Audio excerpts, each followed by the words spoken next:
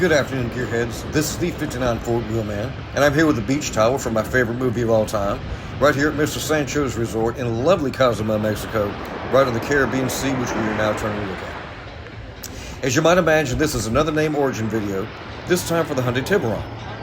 Now, if you do happen to speak Spanish, you're already ahead of the curve because you know that Tiburon is in fact the Spanish word for shark.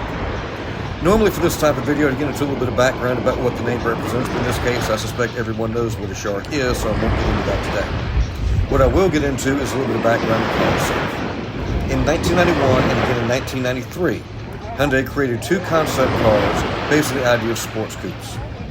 In April of 1996, Hyundai went into production with a sports coupe of its own that was inspired by these concepts and was initially named the RD. That's not a very snappy name, so Hyundai wisely chose it to Tiburon, and in this case, we do have the manufacturer's intent behind the name. Hyundai has stated that they were inspired by the concept car's aggressive design and functionality, and in fact, I think they created a pretty handsome-looking sportsman. The Tiburon was immediately a hot seller, moving 1,700 units in its first 5 days. By November of 1996, 18,600 Tiburons had been exported.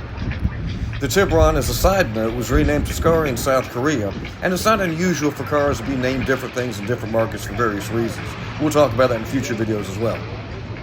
The Tiburon did get a second-generation debut in 2001 with a slight restyling, larger dimensions, and an optional V6. In 2003, the Tiburon had the addition of a decorative panel that kind of resembled the gills of a shark installed between the front wheel cutouts and the doors. In 2005, the Tiburon underwent another restyle, nothing too radical but some sprucing up.